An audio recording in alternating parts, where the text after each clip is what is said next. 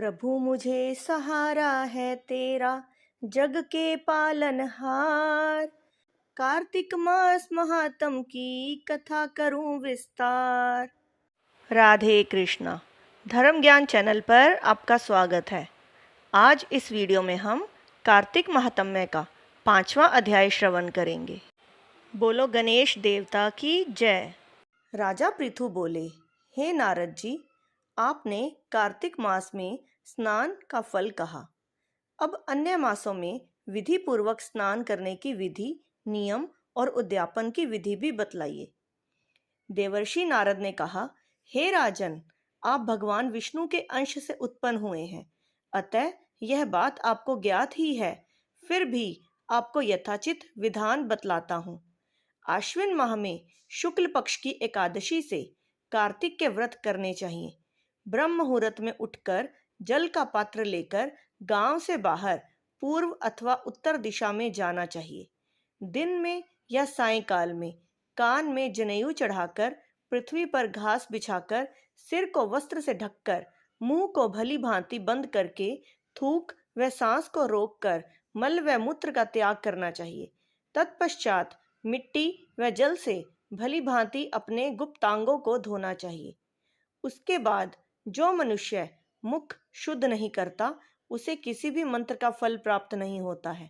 अतः दांत और जीभ को पूर्ण रूप से शुद्ध करना चाहिए और निम्नलिखित मंत्र का उच्चारण करते हुए दातुन तोड़नी चाहिए।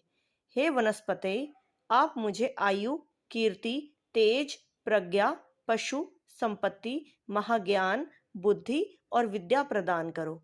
इस प्रकार उच्चारण करके वृक्ष से 12 अंगुल की दातुन ले। दूध वाले वृक्षों से दातुन नहीं लेनी चाहिए। इसी प्रकार कपास, कांटेदार वृक्ष तथा जले हुए वृक्ष से भी दातुन लेना मना है। जिससे उत्तम गंध आती हो और जिसकी टहनी कोमल हो, ऐसे ही वृक्ष से दंत धावन ग्रहण करना चाहिए। प्रतिपदा, अमावस्या, नवमी, छठी, रविवार को चंद्र तथा सूर्य ग्रहण में दातुन नहीं करना चाहिए। तत्पश्चात भली भांति स्नान करके फूल माला, चंदन और पान आदि पूजा की सामग्री लेकर प्रसन्नचित व भक्ति पूर्वक शिवालय में जाकर सभी देवी देवताओं की अर्घ्य, आचमनीय आदि वस्तुओं से पृथक पृथक पूजा करके प्रार्थना एवं प्रणाम करना चाहिए। फिर भक्तों के स्वर में स्वर मिलाकर श्री हरि का कीर्तन करना चाहिए। मंदिर में जो गायक भगवान श्री हरि का कीर्तन करने आए हों, उनका माला, चंदन, तांबूल आदि से पूजन करना चाहिए, क्योंकि देवालयों में भगवान विष्णु को अपनी तपस्या, योग और दान द्वारा प्रसन्न करते थे, परंतु कलयुग में भगवत गुणगान को ही भगवान श्री हरि को प्रसन्न करने का एकमात्र साधन माना गया है। नारद जी राजा पृथु से बोले, हे राजन, एक बार मैंने भगवान से पूछा कि हे प्रभु, आप सबसे अधिक कहाँ निवास करते हैं? इसका उत्तर देते हुए भगवान ने कहा, हे नारद, मैं वैकुंठ या योगियों के हृदय में ही निवास नहीं करता, अपितु जहाँ मेरे भक्त मेरा कीर्तन करते हैं, मैं वहाँ अवश्य निवास करता हूँ। जो मनुष्य चंदन, माला आदि से मेरे भक्तों का पूजन करते हैं, उनसे मेरी ऐसी प्रीति होती है जैसी कि मेरे पूजन से भी नहीं हो सकती। नारद जी ने फिर कहा, शिरीष, धतूरा, गिरजा, चमेली, केसर, कंदार और कटहल के फूलों व चावलों से भगवान विष्णु की पूजा नहीं करनी चाहिए। अड़हल, कंद, गिरीश, जूही, मालती और केवड़ा के पुष्पों से भगवान शंकर की पूजा नहीं करनी चाहिए।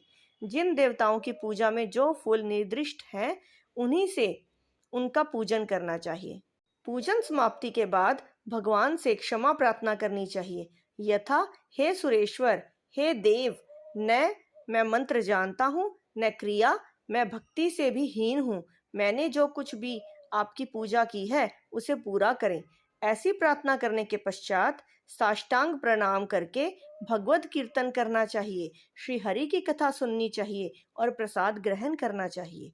जो मनुष्य उपरोक्त विधि के अनुसार कार्तिक व्रत का अनुष्ठान करते हैं, वह जगत के सभी दुखों को भोगते हुए अंत में मुक्ति को प्राप्त करते हैं।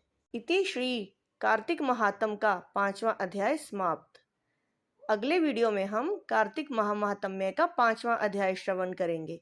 तब तक के लिए राधे कृष्णा।